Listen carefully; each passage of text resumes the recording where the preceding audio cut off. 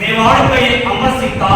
इधर ये जहांगीर जब 1605 में परवेज खां, 1608 में महावत खां, ये सारे ऐसा कर रहे और इस अमर सिंह के चामड़ा फाड़ दी।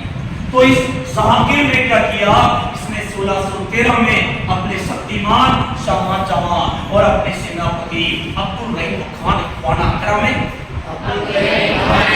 अब्दुल रहीम खाना इन दोनों को बुलाया और दोनों को दो आदेश दिए।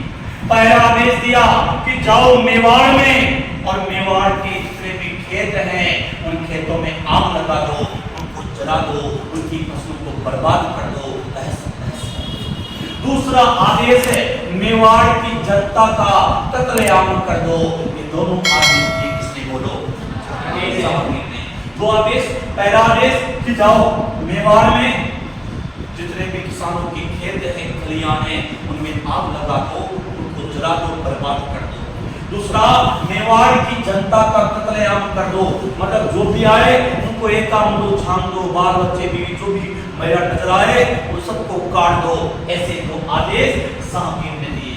तो इसी शाहजहां ने अब्दुल रहीम खान ने मेवाड़ पर आक्रमण कर दिया और मेवाड़ में जाकर खेतों में आग लगा दी और यहाँ के लोगों का कत्लेआम करना शुरू कर दिया, जिससे मेवाड़ के सरदार, जो मेवाड़ी सरदार थे और इसका बेटा कर्ण सिंह थे, ये सारे के सारे घबरा गए कि अगर ये जहांगीर सामने से आए तो लड़ सकते हैं, लेकिन ये लोगों का कत्लेआम कर रहा है, निर्दोषों को मार रहा है, किसानों की फसलों में आग लगा रहा है। तो इसे मेवाड़ी सरदार और कर्ण सिंह घबरा गए और इन्होंने अमर सिंह को कहा कि अमर सिंह जी, अब हमें समझौता करने के अलावा हमारे सामने कोई ऑप्शन नहीं।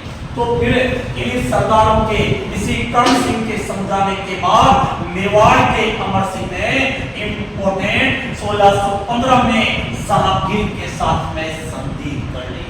जो संधि हुई थी ना, इस संधि को कहते हैं मेवाड़ और मुगल। संधि का नाम क्या है?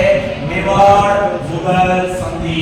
Very most important. Amar Singh Mewar का पहला राजपूत था जिसने मुगलों के साथ संधि की थी, उनकी अधीनता स्वीकार की।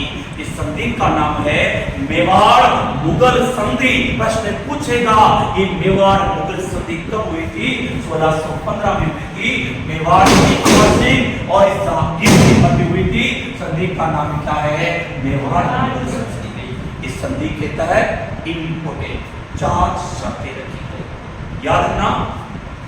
मेवाड़ मुगल जो संधि हुई ना, संधि के तहत 4 शर्तें थी। पहली शर्त इस जहांगीर की थी।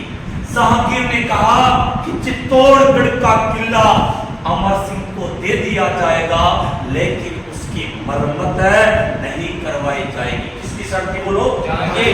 पहली शर्त है चित्तौड़गढ़ का किला अमर सिंह को दे दिया जाएगा, लेकिन उसकी मरम्मत नहीं करवाई जाएगी, उसका प्लास्टर नहीं करवाया जाएगा।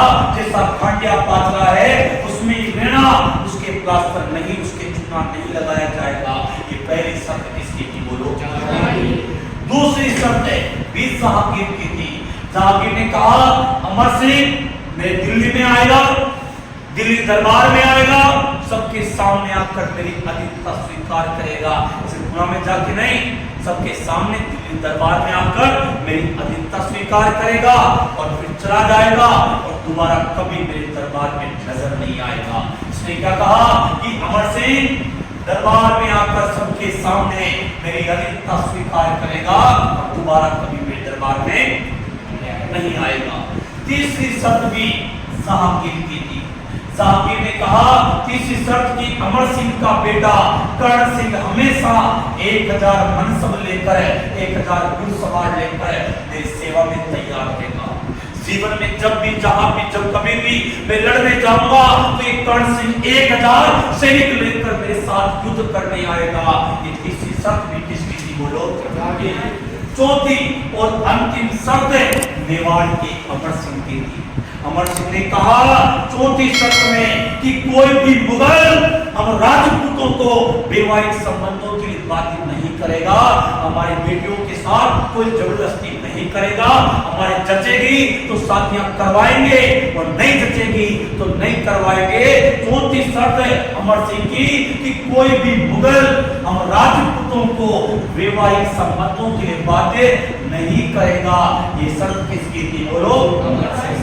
वेरी मोस्ट इंपोर्टेंट, मेवाड़ की अमर सिंह और जहांगीर के बीच में 1615 में मेवाड़ मुगल संधि हुई, जिसके तहत 4 शर्तें रखी गई। पहली शर्त है चित्तौड़ का किला अमर सिंह को दे दिया जाएगा, लेकिन उसकी मरम्मत नहीं की जाएगी। दूसरी शर्त है अमर सिंह मुगलों के दरबार में अपनी स्वीकार करेगा, दोबारा नजर नहीं आएगा।